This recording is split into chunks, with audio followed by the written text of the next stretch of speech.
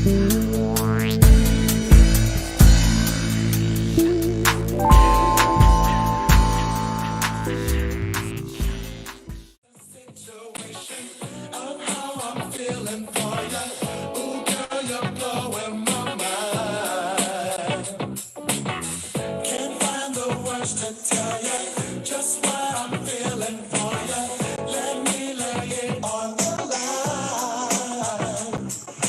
know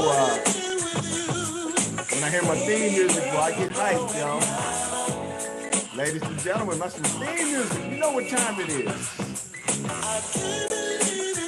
I gotta let Mr. Jammin' J. Lamont sing to y'all a little bit more.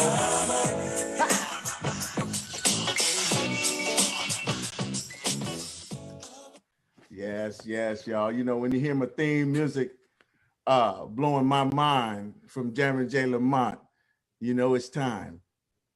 So I want to welcome and say hello and welcome to everyone to In the Room on TAAN TV, the African American Network, where we have a local feel and a global reach. I'm your host, Vance Bradford, along with my main man, my co-host, Mr. Philip Townsend.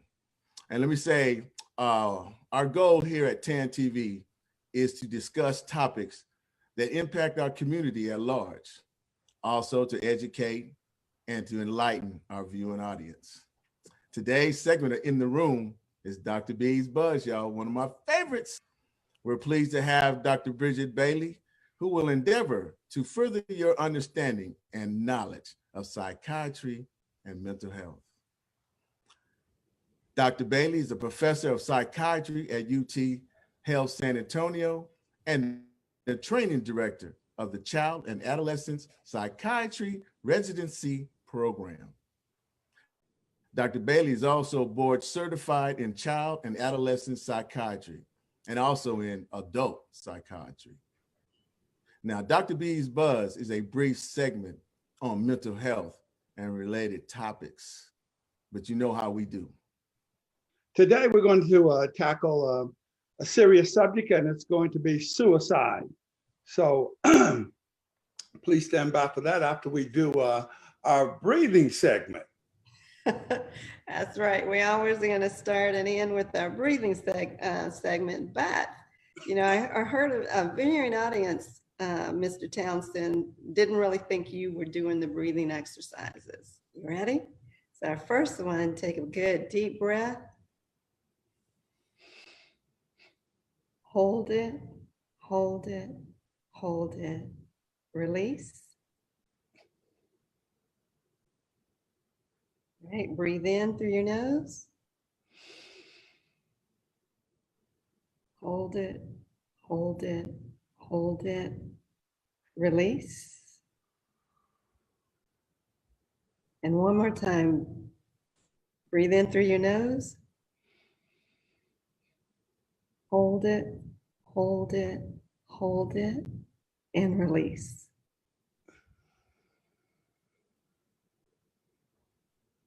And that's going to set our tone for today's serious topic, suicide. Well, I hope that works with other people in the viewing audience, because all I did was mimic Vance's motions, but I still did the same breathing technique. So, in other words, if I do it like,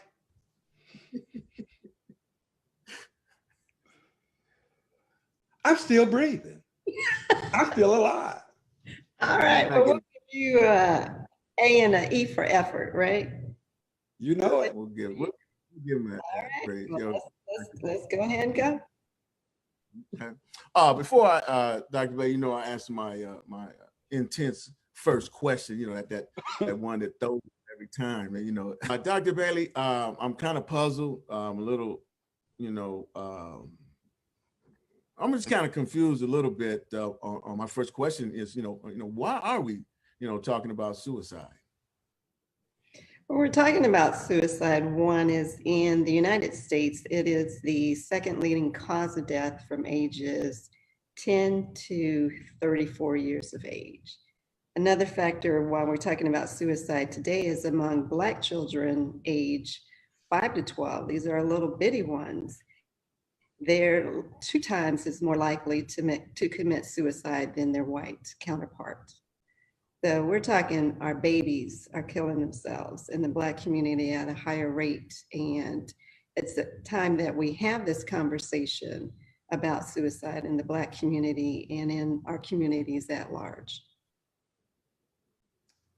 Okay, well, that sounds great. Dr. Bailey, there's a myth, and these two researchers, Kevin Early and Ronald Akins, they did research. And it said, and this is like approximately 30 years ago they started, that they interviewed some African-American pastors. And, of course, the concern was about Black people and suicide.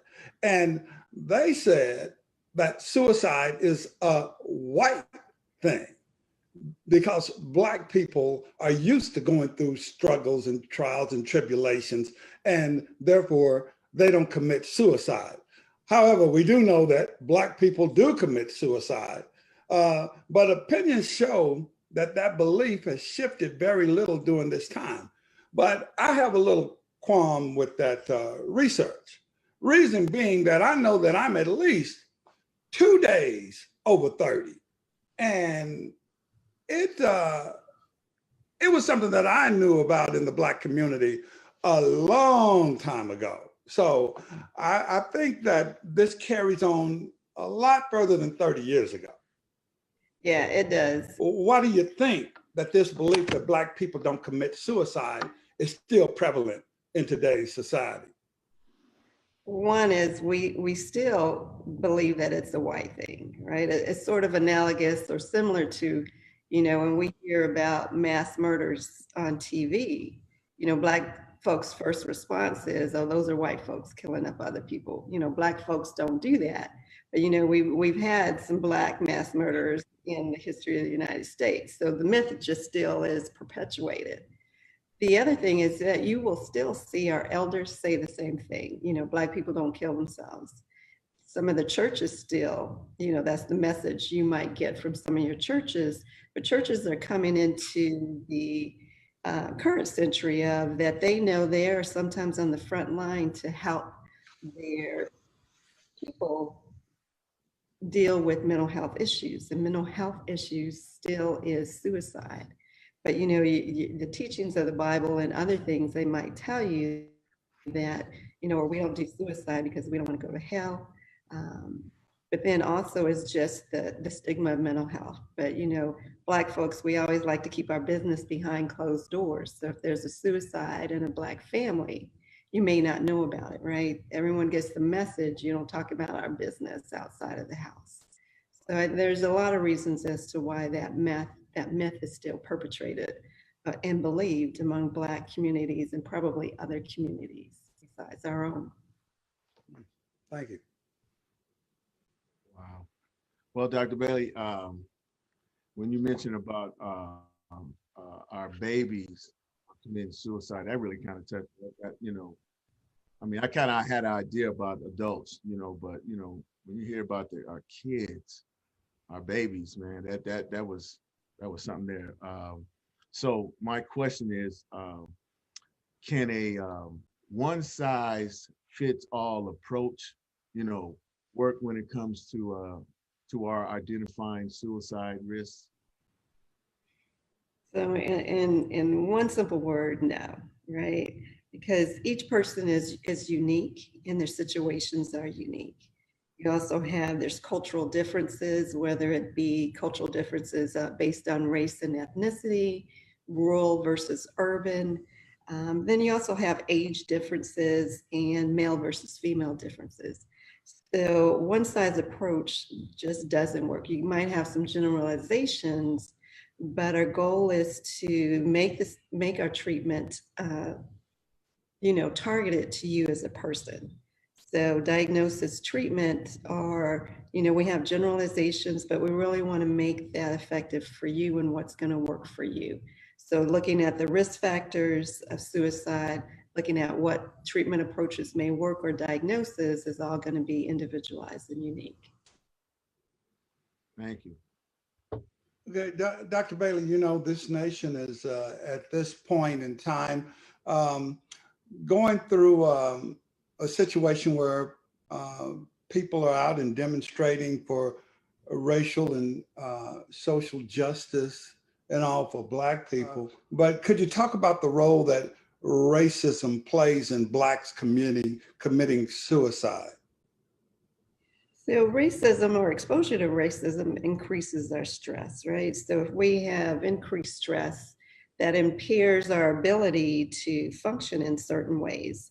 If you're undergoing daily microaggressions, so when I say microaggressions, that's more of the insults, the dismissals, the disregard, the things that happen to you every day as a Black person. And that term microaggressions, as an aside, was actually coined by a professor of psychiatry, a Black professor of psychiatry at Harvard, Chester Pierce, way back in 1970. So that term microaggression, and that he termed looking at how non-African Americans treat African Americans, is now coming into popular play, that you hear it a lot on social media, TV, wherever you go in the education system. And all of those things, increases our physical and mental health issues, right? If you're going through the stress reaction, that increases your cortisol. And so it puts us at risk for all those physical and mental health issues. But you think about racism and the influences on our ability, right, for opportunities and our ability to achieve good physical and mental health states of mind. So racism has always played a part. I think we're getting a lot more play about the impact because of what's going on in society in the last several years, and more research is being done, and people are made more aware of social disparities, health disparities that are based on race, color, or gender. Well, Dr. Bailey, my next question is, it kind of stems for, in my previous profession when I was in management with comedians. You can see a comic may go on stage and just totally bomb. And when I'm saying bomb, to a point where you're in front of thousands of people, you know, and that right there, you would know. We would always have alerts. Say, hey, when he leave the stage, keep an eye on that one. You got to keep a watch. And then you always say, when you hear about someone that commits suicide, you always hear them say, well, we didn't see it coming. We just, So my question is, to say all that is, what are the signals to look for, in determining if someone is suicidal? So addressing the ones, where people say we didn't see it coming, sometimes people who commit suicide, it's an impulsive act. Something might have happened at that particular point in time, and then they just do it. And so you might not see it coming, but other times we're less aware of what to look for. So one of the key hallmarks for things is people who are depressed, right? When you start isolating yourself, when you start withdrawing from your friends, from your family members. You might have a household full of people, but you're locked up in your room. You're stuck in your room. You don't come out and do the things that you used to do. So talking about being hopeless, right? You hear people say, I don't really have a reason to live. And then there's that you might see them, they might start giving away things. Kids could even give away their toys, right? Favorite toy they're willing to give to, a brother or a sister or a friend. Then you think about if they're having more or talking about feeling more guilty about things when there's nothing to feel guilty about, or shame, feeling shame about something that's recently happened. People who, if you're older, or if you're in the communities where you don't legally buy your guns, but you buy a gun, access to lethal means is one of the reasons why suicide completions are high in America. And then people just talking about dying or killing themselves.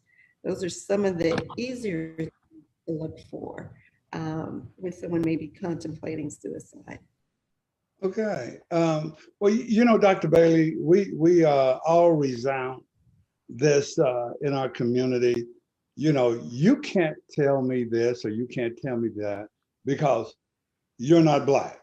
You don't understand what's going on with me. So with that, I will say and ask, should people be concerned about having a therapist that's of a different race or ethnicity? You know, at times it's beneficial, and that may be what you feel like you need, but it doesn't take a Black person to treat Black people. What you're looking for in a good therapist is someone who is very open-minded, who is aware that structural issues, race issues impact mental health and how you deal with things and how they might impact you as a person, a kid, or your family. And their willingness to hear you out and their willingness to learn more things about you and your culture and your race. So I tell people sometimes that, you know, I don't need to be an alcoholic to treat an alcoholic. You know, sometimes having issues with alcohol may make you more aware of some things. But when you talk to people, listen to people, you can also gain a lot of that knowledge. And me as a psychiatrist and physician, then, you know, my patients teach me a lot of things about themselves. So, you know, I help them, but they're also teaching me things about their culture, their belief system, because just because I'm Black doesn't mean I'm going to understand another Black person. There might be a lot of differences that could impede us working together. But when you're willing to communicate these differences and similarities and make the effort to understand each other and work together, then all things can be done. Well, Dr. Bailey, you know, I'm passionate about them kids. So, and, you know, like I said earlier, your numbers on their suicide rate. So when is the appropriate time to seek, you know, professional help for children that have suicide thoughts? So one of the first things is parents, adults, you should always listen to yourself. If you have a concern about their safety, you're not sure why, that's one of the reasons, then you should really seek help. Other things when they start making a plan, right? Because everyone who thinks about killing themselves doesn't need to be in the hospital. But if you have a plan on how you might kill yourself, if you hear people talking, they have a plan, that is definitely to seek treatment because you're coming closer and closer to trying that act or attempting to kill yourself. So those are some of the main things that we think about. But another one that most people don't associate with attempts to kill themselves, if you're one of those persons who has a mood disorder, depression, bipolar, or if you have schizophrenia, you might hear voices telling you to kill yourself.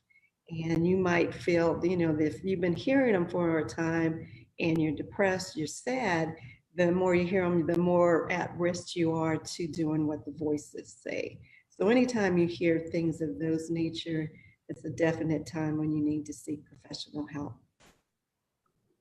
Okay. Well, you know, Dr. Bailey, we've hopefully established in the minds of Black people today that Blacks do commit suicide. With that, I'd like to say that UT Health San Antonio is in no way affiliated or associated with the views expressed by Dr. Bailey, TAAN TV, the African American Network, or any of its participants. The situation of